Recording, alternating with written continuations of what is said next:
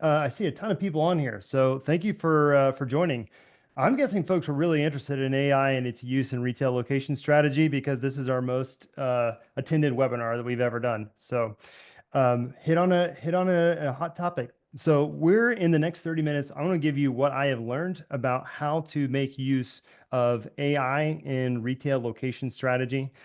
This is both software and LLMs. And I want to give you specific examples of how to do this. If you have met me before, my name is Leiden. I am the CEO of Spatial. And let's just go through a little agenda for today. Real quick, I want this to be interactive.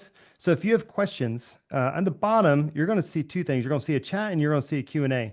If you want to make sure that those questions get answered, put them in the Q&A. So there should be a little button down there that will say Q&A. Jimmy, I don't know if Yeah, I see that button. Do you see it? I see it on my end. If you don't see it, go ahead and throw it in the chat that if you're Okay. having issues. But okay, it looks like somebody put it in there. Great. Thanks, Soren. But yeah, ideally put your questions in the Q&A rather than the chat. That'll just make it easier for us to make sure we're getting all of them in one place. I see. So it's in the more. If you hit like a little more in the bottom thing, you'll be able to see it. Okay. And then Chat chat is is disabled. disabled anyways. You can I'll leave leave it it on. open. Well, I don't think we have a ton of crazies on here talking. Okay, so let's go through the agenda today. I want to talk about the three areas of location intelligence because it's really helpful to understand the context which AI came into our tool set. Next, we'll talk about the three AI levers as it relates to specifically to retail location and intelligence. It's different than in other industries. And then three foundational data sets because as good as our prompts can be, better data is going to be more useful because the AI feeds on that. And then lastly, we will go through 10 practical prompts and tips for using LLMs in your research flow and AI software. And then I'll last 15 minutes, I want to give you a demo of the PersonaLive segmentation and how it can speed up your use of understanding the customers in an area. And then we'll finish with a Q&A. Okay, and then where did I get this information from? Well, first of all, formative literature. So I mean, actually, I have this on my desk right now. Super old book, very academic. It's Site Selection, New Advancements in Methods and Technology, written by Robert Buckner. Um, and the foundation of location intelligence really has not changed that much. But now I've also paired some of those foundational methodologies with stuff that I have been reading about LLMs, also using LLMs. And there's been a recent 69-page document that came out from Google, which I would highly recommend. It's Prompt Engineering by Lee Boonstra. Very helpful in understanding how LLMs work and how to correctly prompt them. Okay, so a little bit about Spatial. We do segmentation for retail brands. In particular, we help them rank and reach their best customers. So upload your customer data, find your best customers, find more of those customers on a map. We work with a number of retailers to help find their best customers, and we also work through a number of partners, which a lot of you probably already use these partners. Okay, so let's get into this. I want to give you a little bit of context for how we've received AI here in our workflow. What is going on with retail right now? So retail real estate is at a turning point. It's a very bizarre world in 2025. Analysts forecast that 15,000 store closures will happen in 2025. It's twice as much as 2024 and exceeds the peak during the pandemic. At the same time, space is at a premium, so new retail construction is projected to drop by 45% in 2025, and annual construction starts are at their lowest in 15 years. So we have low vacancy rates while also a lot of retailers are closing. So it's really just a great reshifting in retail real estate. At the same time, we've got a groundbreaking new technology that a lot of retailers are paying very close attention to. So 76% of retailers say they plan to increase their investment in AI in 2025.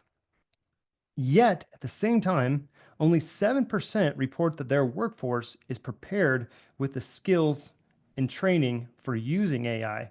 So everybody that is on this webinar, I am guessing you joined because you are tip of the spear in thinking about AI and using AI, and it's our job together to close the scrap gap in particular for our industry. And that's what I want to help with today is to give you a scaffolding for how to think about how to use AI because it is different in this industry than it is in other industries and give you some practical prompts that will kickstart how you think about using it in your workflow.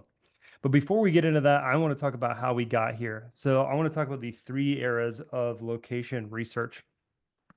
So 1950 to 2000 is the fundamentals era. All the methods that we developed back in the 1950s are the same methods that we use today. Things like forecasting sales, prioritizing markets, analyzing customers, building store databases, and defining store trade areas. We're still using the same methods. What has actually changed is the data that we have available to us. So starting in 2000 with the digitization of data, we got things like first party loyalty data from customers, purchase data, social media signals. This is a huge one, mobile foot traffic data, which helps us understand our trade areas. I'll go into a little bit more depth this one in a little bit. Listings and property data and point of interest data sets. Again, the methods that we use, not different. The data sets that we have, very different. Now, this is very different than, for example, the advertising industry, which is being disrupted from the ground up by AI. In location intelligence and research and site selection, it's not quite how it is. AI is more augmenting our ability to harness these data sets. So there's three things that AI can do to help us make the best use of this data. One is sourcing the data, simulating the data, and synthesizing the data. Let's go into the details of source, simulate, and synthesize. I want you to think about this as a scaffolding for how to think about inserting AI and LLMs directly into your workflow currently as you have it today. Not changing the foundation, we're just inserting it where it needs to be. Okay, so source, what do I mean by that? It's gathering, formatting, joining real-time database that includes relevant site, retail, environment, and customer characteristics. So the important point here is joining a real-time database. This is very difficult to do in the past, but this world works in real time and a lot of databases are static. And the three things that are important here, especially when it relates to site selection, is site characteristics, retail environment, and customer characteristics. Okay, simulate, what does this mean? So it's simulating performance forecasts, inferring relationships between variables like our sales and the best anchor tenant, for example, and then exploring scenarios. If I do this, what happens? If our main competitor enters this location, what will happen? And then finally, synthesize. I think this is a really interesting. This is actually using AI as a thought partner in hypothesizing, summarizing, alerting you when new things are happening, and visualizing location decisions. You've probably heard site selection is called an art and a science. At the bottom, this is much more of a science. And as we go to the top, this is more art and strategy. But good data beats fancy AI every single time. So what are the three foundational data sets that we need to get in place in order to make our best use of the data? And we're going to go through what are they and where to get them. So the three foundational data sets are store addresses. That's number one. Why store addresses? Because store addresses gets us our site characteristics like visibility, the operator, the store type, the lease terms, the year opened. I'm going to talk about how we can use AI to make sure that this is accurate. Trade areas are really important because that helps us understand what the retail environment we need to consider are. So when we're looking around our stores, how far exactly do we go out so that we can see which competition, co-tenancy, vacancy rates are actually meaningful to us that we need to look into. And then the last thing that we need to look at is customer addresses, because customer addresses, once we have this information, either through your own customer data or as a proxy through mobile data, then we can see who are our best customers that are coming to the store, and then find other areas that have similar education growth rate, family status, income status, and target customer segments so that we can find where our customers are and does this area fit that. Okay, that seems like a lot. Where do you get all of this data? I want to just talk about a few places where we can get this data sources. A lot of people say, oh, there's too much new data sources in this market. Let me simplify it into 4 different quadrants with 2 types of data sources. So the first piece of this is mapping and visualization. This is like if anybody uses Esri, this is where you're taking your site characteristics and your store addresses and you plot them on a map. This is kind of the foundation of where we start doing our analysis. And there's 2 types of data that we can plot. on top of it. One is people data. At the basis of this, you have demographics, age, income, marital status, etc. But there's other things that are relevant about people, like their lifestyles that we can get from geodemographics, things like vehicle traffic, how do they move, panel data and credit card data, how do they spend. And then you have places data, information about places.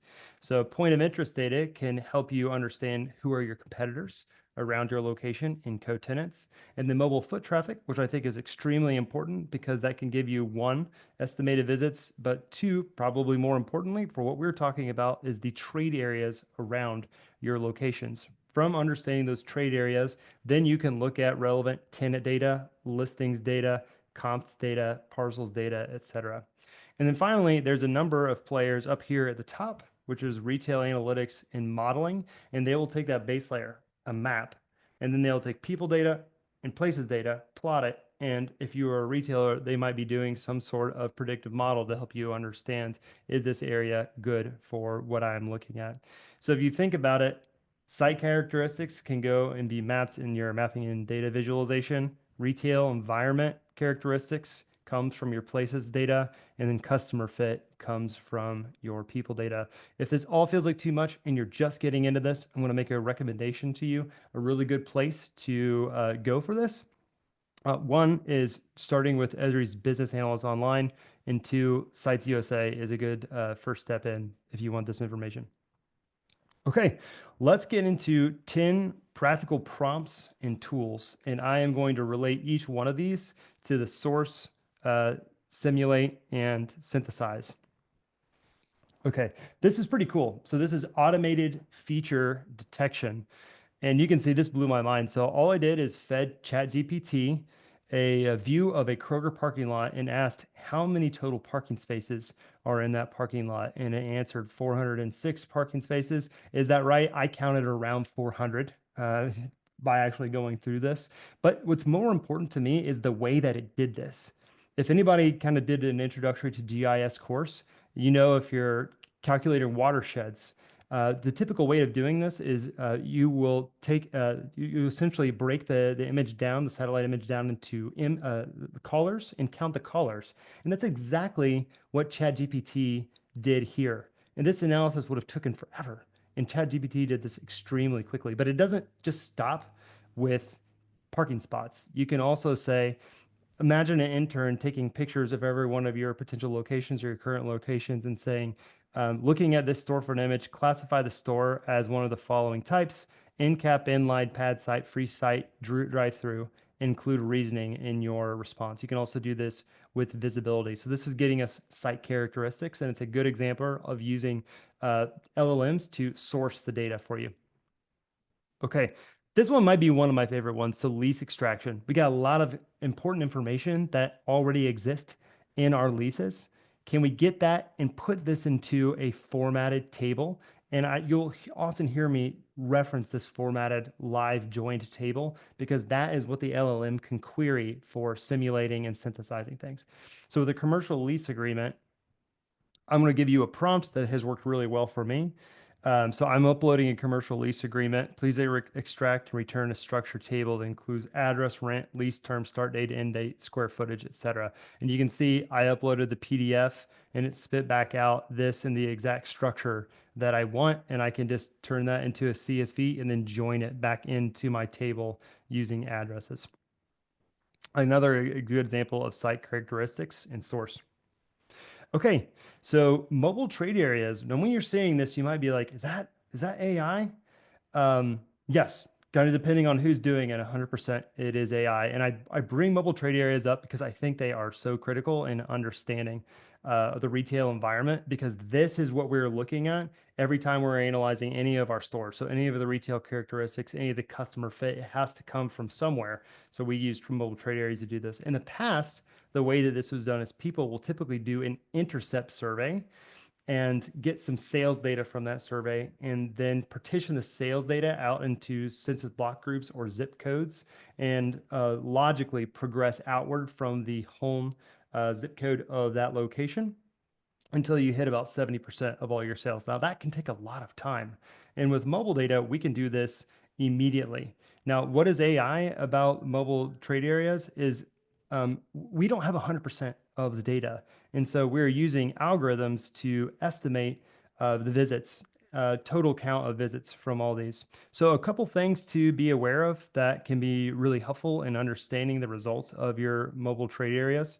I've just seen a lot of confusion around here is source. Where does the data actually come from? Some people are getting bid stream data. Some people are getting actual SDK data. So SDK data is always on data. That's a lot better. Remember the sample size. So we're not getting, again, we're not getting 100% of the mobile phone visits. We're usually getting a sample anywhere from 3 to 5% if we're lucky of the visits that are coming to an area, and we need to make estimations based on that. Elevation is another thing to remember. Mobile data is not going to be really good at telling how high you are. So if you're in the fifth floor of a building, or even if you're in a mall on the second story, it's really difficult to see if you're on the first floor or the second floor because mobile phones really don't get that information in an accurate way. Timestamp is another thing that is a component in this.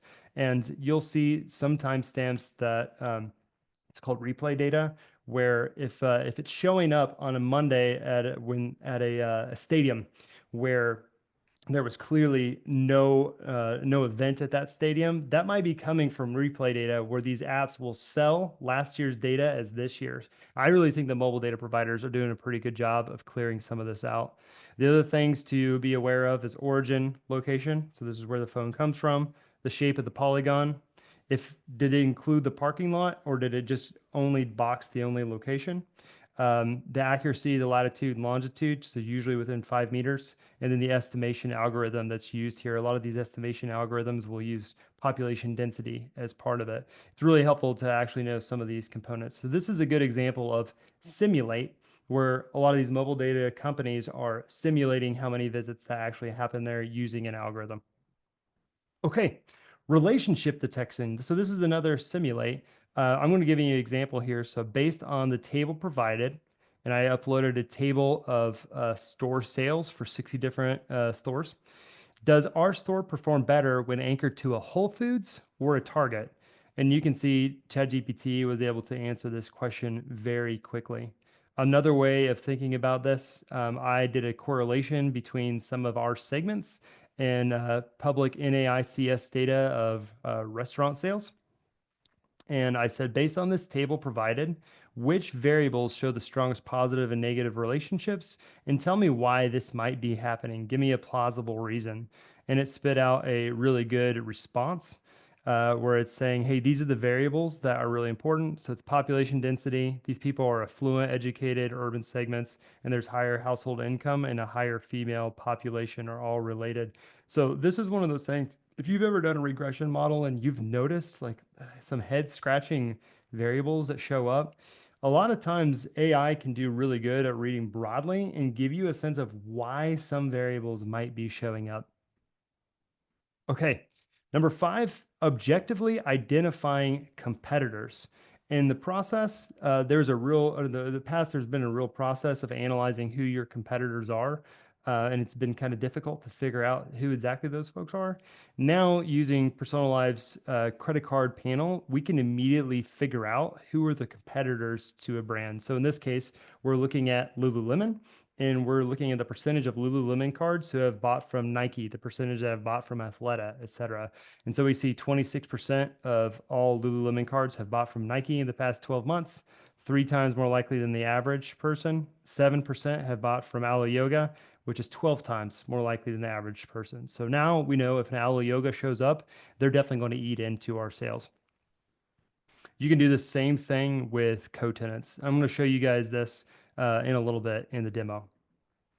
Okay, this is really fun. So agentic database and alerts. So I don't know if anybody on this has heard about Gumloop, but Gumloop is able to scrape websites, ask AI questions about those websites, and then write that to Google Sheets. So potentially what you could do is you could take your database of site characteristics, use Gumloop to pull in information around your areas. It could even be real-time information and join that data in. Some mobile data companies will even give you APIs in order to do this so that you have a real-time database of your co-tenant visits, your visits, anchor visits, and competitor visits in an area. And that allows you to create alerts like send me a list of locations in which I'm losing market share to my competitors, or alert me of new develops that are slated to be built in our area using Hub Expo data, or alert me of any properties where the anchor visitation is down. It's a whole new level of understanding in real time what the environment is. Number 8, automatic segmentation.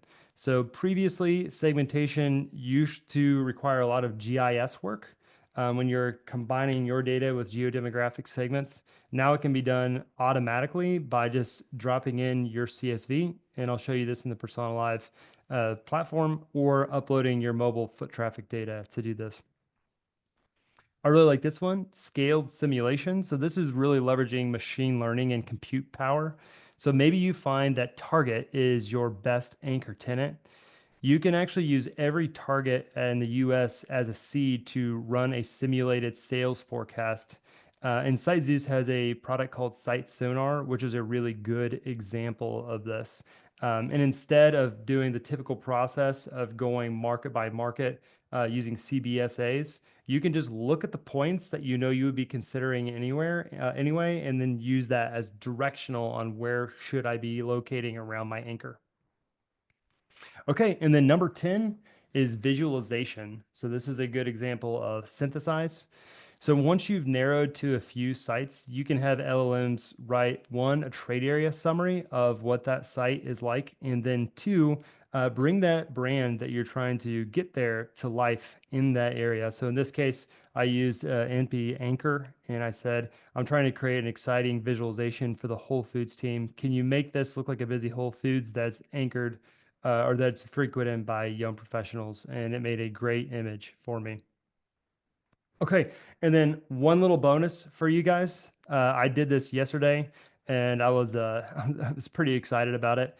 So you can also do vibe coding and spin up apps pretty quickly using AI. And what I did yesterday is I was just trying to see if you wanted to just have a database and throw on top of it something to query it. Is that possible to do?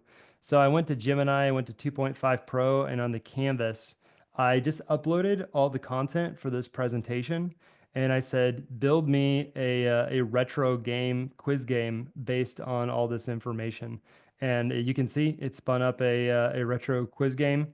And let's see, mobile foot traffic data became prominent during which era? And I would say the data proliferation area, and it works. Like I can send this around and we can use that now. So this is called vibe coding. It just spits out the code for you if you have got the data to feed it. Okay, so to wrap this up, um, accurate data is the most important. When you combine that with intelligent prompts, remember our scaffolding of sourcing, simulating, and synthesizing, it equals faster and better decisions. And for everyone who attended today, we're going to give you a free gift. So there's a lot of AI prompts that I went through that didn't make the examples in this presentation. So it's 25 AI prompts for retail site selection. So you check your inbox after the event. Okay. So I want to get into customer fit and talk about how PersonaLive can speed up the process for understanding your customers. So one, how do we know who our best customer segments are? Two, how can we be 100% certain in a trade area that our target customer is present? And then three, how can we objectively identify competition in co-tenants? Let me show you a demo of the PersonaLive platform. So PersonaLive is a multi-dimensional segmentation that classifies every US household based on 4 factors. One, social media use. So what do they follow, etc. Where does their mobile device go? 3, their individual demographic records, as well as their census block group demographics, and then finally credit card information, where they're spending their money on. And the result that you'll get out of that is a real-time segmentation that is really fascinating to look at. And when I was mentioning real-time in the beginning, AI loves real-time. And you can feed real-time information. It really changes the way that you look at your customers and the way that you think about making real-time location decisions. So let's look at a few features that can be helpful in understanding who your customer segments are in an area and how PersonaLive can really speed up that. Okay, so the first one is automatic segmentation. How do I know who my best customer segments are? I'm going to give you three ways of doing this. One is uploading mobile data, segmenting your customer data, and just looking at credit card spend in an area. So here we are at our taxonomy, and I might be Lululemon, and I want to understand who are my best customer segments. What options do I have for doing that? We got three steps: append, analyze, and then activate. So append, if you are working with a foot traffic provider like Placer, et cetera, you can, that's already built into that report. So you can do it that way. Alternatively, if you are not working with a foot traffic provider, you can type in an address here. Let me go grab that address from a Lululemon. And we can put a polygon around any location in the United States, and we can get the customer segments that visit that. So this is this Michigan Terrace location with a Lululemon in it. Can put a polygon around here, hit next, and that'll push it through. And on the other side, I can go to analyze and look at my best segments in that location. So I just need to type in Lululemon, and then I can see here my Cincinnati Lululemon location. We can see the top customer segments. So this is frequented. 18% of the visitors are young professionals. And then I can compare that to the Lululemon over here in Tennessee, in Nashville. And the number one segment here is ultra wealthy families. So you can see, you can go from I don't know who my customer segments are to immediately understanding who the customer segments are in your location. And there's lots of things that you can learn about your customer segments. If I wanted to dig down into the Cincinnati location, I can go to young professionals here and I can see what these people are talking about right now: age, income, the top retail visitation, restaurant visitation. And I can dig into anything that I want about these people. I can see their overall spend patterns. So I can type apparel, active and athleisure, and I see 5% of them have bought from Lululemon in the past 12 months.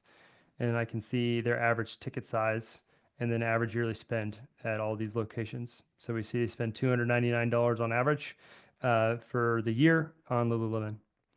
I can go to in-store visitation to see all the other stores that they visit. I can see the brands that they follow online.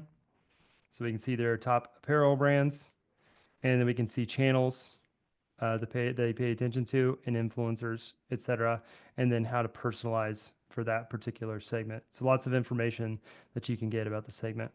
Okay, number two is if you have customer data, you can also append that. So I can go to append, customer list, hit next. And if we have a file that has a postal address of those people, I can drop it in there and you're going to see that it can match my file. So it match first name, last name, postal address, and email. And once I do that, I can go and analyze that file here. So I see the file that I just uploaded, 27% ultra wealthy families. And then I can also look at how much they spend on average. Okay. And then lastly, there's a lot of retailers that are already in here, so you might not even need to upload your own customer data. We can use credit card data to identify who Lululemon's best customer segments are. So if I want to understand that, I can go to credit card transactions and explore, type in Lululemon, and then I can get a distribution of segments. So 21% of ultra wealthy families have bought from Lululemon in the past 12 months. That's versus base. The average person in the US buys from Lululemon, 6% of them buy from Lululemon. And so these people are 3 times more likely than the average person to buy from Lululemon. And I can cut that by the percent that purchased of this, and then also the average ticket size, who spends the most with Lululemon. Okay, so that's one, is how do I understand my customer segments? And we can even do that for competitors if we wanted to. So you can see really quickly, we can go from I don't know my customers to I've got my customers ranked. The next thing is finding those people on a map. Where are those people at? Okay, I'll show you how to do that. So if we're Lululemon, we might want to know who our best customer segment is by revenue share. And we see all 7% of all of our revenue comes from AO5. So we might want to map AO5 suburb chic. And if we're looking to expand in the Cincinnati area, I can drop in here to Cincinnati and I can hit suburb chic and I can get a visualization here of where these particular people are in the Cincinnati area. So I can hit that and I can see there's 751 total households that are suburb chic. We know the percentage of those people that will typically buy, as well as how much those people were spent. So now we have a picture of where we should be expanding in this area. Okay, and the last feature here is identify competition and co-tenants, as well as discover emerging competition. So let's check this out. So if we're Lululemon and we want to understand who our competition is, I can go to cross shop. I got Lululemon here, and then I can see what is their competition in the active and athleisure category. And I see 26% of these people have bought from Nike, 3 times more likely than the average. And I can cut that by geography too. So I can say, I only want to know about this in San Francisco. And we're going to get a different competitor set. We can see Viore pops up to the top here. Nike's still pretty high, but Viore is very high in this area as well. And if we want to understand that from a different perspective, like maybe you want to understand the best anchor store for Lululemon, I can go over here, go to grocery, and see the top supermarkets for Lululemon.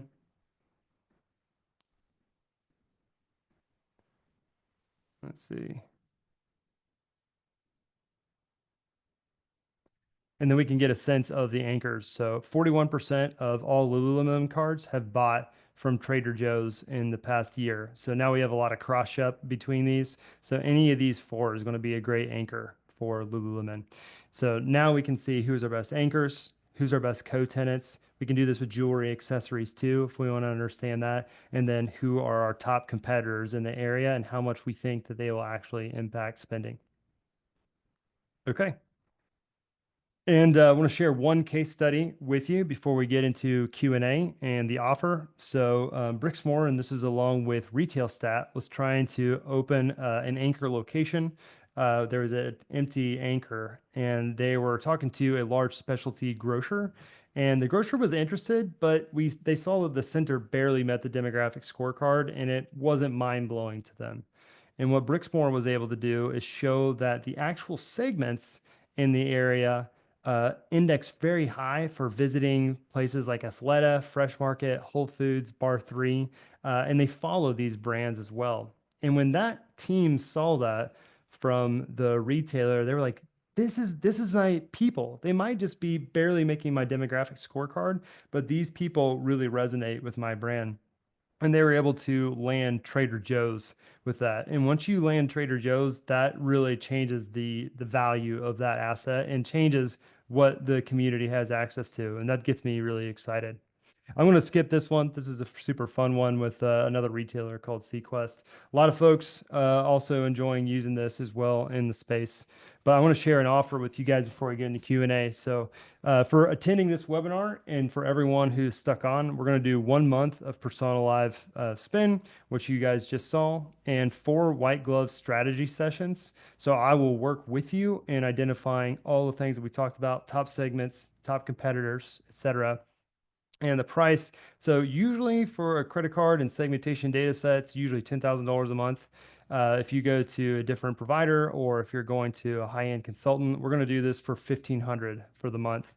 And it's 100% money back guarantee. So if you don't walk away with your top segments, top 5 trade areas, and a planned out maneuver your competition in 30 days, you get your money back.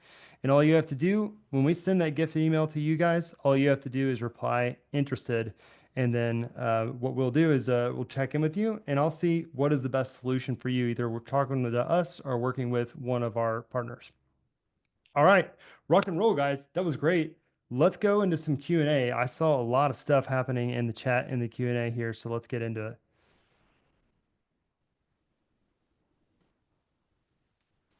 Jimmy, how exactly do I pull open that Q&A poll? There we go. You got it? Okay, this is great. Michael said, general location theory, it started back in the 1800s, 1950. I agree with that. Yeah, it's even older than that. Okay, when you imagine the future, do you see any company building their own customized versions of these prompts, or do you think SaaS products will be available soon? I wonder how this is going to go. So what I'm recommending to you guys is to build your own database. And I do wonder if SaaS companies will do this, but I would say, I mean, it's so easy to spin this stuff up off your own database. If I'm a retailer, I'm doing this right now. Like, I don't feel like I want to wait for a software solution to do it. It's just so easy. But that is a really good question. Um, let's see. How many logins do you get with a license? You get 5. Does your offer stand if we're placer users? Absolutely. If you work with any of our partners, this offer still stands for you guys. I will still take you through those 4 white glove sessions, 100%. How is the base calculated for Persona Live segments? It depends on what you're talking about. If you're looking at the cross shop, we're just looking simply at the percentage of people that buy from that brand versus in this case with Lululemon. If so, it's 10% of Lululemon or Lululemon cards, 10% of those people buy from the brand, and 5% of those people buy nationally on average, then they're going to get an index of 200. Okay, when drawing a POI for a polygon for a mall or strip center, when would you include the parking lot, retail space, or just an actual retail space? Generally, I am going to recommend to draw the polygon specifically around that location and not include the parking lot. Um, there's a problem when your POI is really small. So that's the only time I might consider that. The second thing is if you have like a drive-through, you would want to include that as well. But I think it's kind of on a case by case basis. Okay, is there any way to see how a customer segment differs demographic wise in a certain market in comparison to the national scale customer segment defined? Yeah, so there's a couple of ways to do that. One, you can just look on our map tool and see how that compares to the US. There's other companies I know Placer will do this. They'll show the index of the visitation of that segment versus the US. So it kind of depends on what tool you're using if that view is given. Okay. How often is the block group data updated? So the block group data is refreshed once a year. Good question. Can your tools estimate sales? No, our tools cannot estimate sales in an area. There are companies that will forecast sales. All we do is show you what's currently happening in an area. We don't get into the sales estimation or simulation. Our data is used often in models where they will be estimating sales, but we don't do that specifically. Um, is there a lag in the data in these sources, LLMs or other? That's a really good question. So if you're asking the model to prompt a database or query a database, it's going to be as updated as your database is. And that's one place where I think LLMs can help us be more updated. Um, but the LLMs, I actually don't know about that. It kind of depends on which one you're using. If you're using Claude or Gemini, what level of updates those are using. But we're asking to synthesize things based on our data. So it's all based on our data. Where do you see spatial in 5 years? Are some potential enhancements, changes, and additions? I'll give you a few places where I see us in 5 years, and I'll just go a little bit tighter than that. One is we're going to greatly expand our capabilities with what we can do relating credit card sales to particular segments. So you'll see a lot more there. Another thing that we're going to be doing is making the credit card data much more regional, so loading it in more tight geographic areas. And then from an AI standpoint, our segments are all text-based. And so it is very reasonable to very soon be able to speak to your segments and run ideas past your actual segments. So you say, okay, Suburb Chic, I'm thinking about doing this, or strategizing with a AI type copilot. All of that stuff is in the works. Okay, does the credit card data capture online sales to the brand? Yes, 100%. It does capture online sales to the brand. That's another place where we're going to be innovating is splitting online versus physical retail sales. Okay. Census blocks or census block groups? It's census block groups. Okay. And I think I already answered that. How often is the census block group data updated?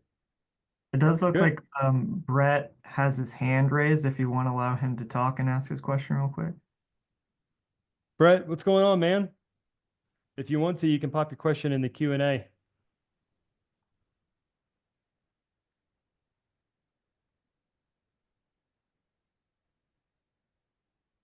I've lost my Q&A here. Maybe, did he put it in there, Jimmy?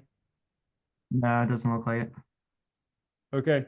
Brett, you know my email, man. So you can always message me. Hey, thank you, everyone. We're going to send this PDF of the 25 retail prompts that you can use. It'll be in your inbox soon. Thank you for joining us today. See you soon.